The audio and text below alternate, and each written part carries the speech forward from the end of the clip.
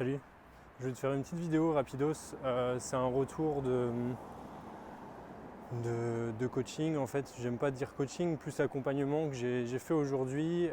J'accompagne actuellement, j'accompagne plusieurs personnes, mais actuellement, je voulais te parler de cette situation. Peut-être que tu vas te retrouver, donc c'est pour ça que je t'en parle.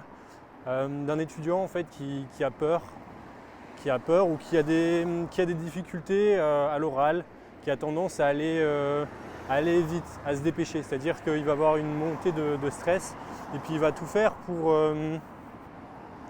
se dépêcher. Il va commencer à se préparer, donc il va se préparer à l'examen, il va étudier comme il faut, etc.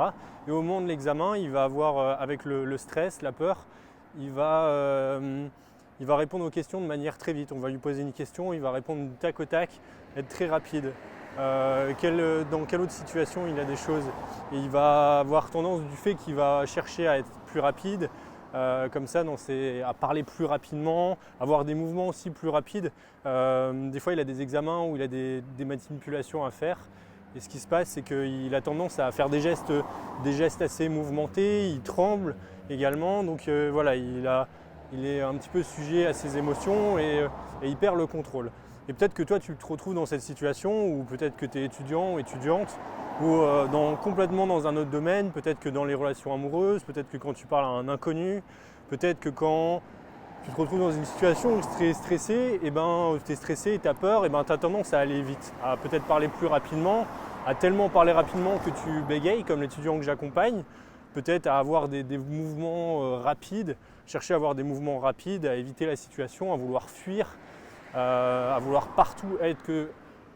vouloir être partout sauf dans la situation dans laquelle tu es. Ça peut être un premier rendez-vous, ça peut être un examen comme j'ai montré dans l'exemple, ça peut être tellement de situations dans lesquelles tu peux te retrouver et être stressé et vouloir gérer ça rapidement.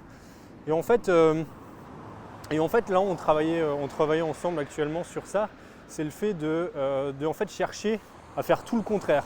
Au lieu d'être complètement rapide, de chercher à être rapide dans la situation, c'est-à-dire à aller dans un examen, à tout faire pour que ça se finisse rapidement, répondre aux questions le plus rapidement possible pour que l'examen se finisse et que on soit enfin tranquille.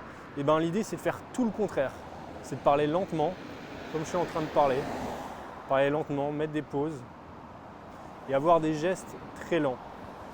Contrôler ces gestes et être dans la lenteur. Chercher à être le plus lent possible. Chercher à parler le plus calmement possible, chercher à être le plus lent possible, autant dans les mouvements que dans sa voix. Essaye ça et tu me diras. Si tu souhaites, c'était l'astuce du jour. Essaye vraiment ça dans les moments où tu as tendance à peut-être être rapide et vouloir te dépêcher, dans des situations dans lesquelles tu es stressé et tu as peur. Essaye vraiment ça et crois-moi, ça va faire la différence. Je te souhaite une très bonne soirée et si tu souhaites être accompagné ou simplement me poser des questions par rapport à ta situation, tu vas t'accompagner par exemple pour une prise de parole en public, la timidité, l'anxiété sociale, si c'est dans des situations particulières comme les premiers rendez-vous, si le fait que tu n'es pas à l'aise avec des garçons, des filles qui te plaisent, ou si c'est simplement parce que tu aimerais pouvoir être plus à l'aise pour aborder des gens dans la rue, des inconnus, être plus à l'aise en société en général, dans des repas de famille, dans des groupes avec tes amis ou dans des situations plus générales ou plus spécifiques au travail, n'hésite pas à me contacter, le lien est dans la description. Et je propose des accompagnements. La première séance est totalement gratuite et on verra si on peut travailler ensemble, si le feeling passe, si moi j'ai suffisamment de temps à te consacrer pour le travail qu'on peut faire ensemble. Et puis si tout se passe bien, je t'expliquerai également aussi comment je travaille, si ça te va.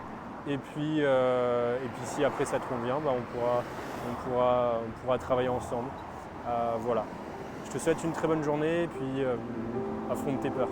Salut.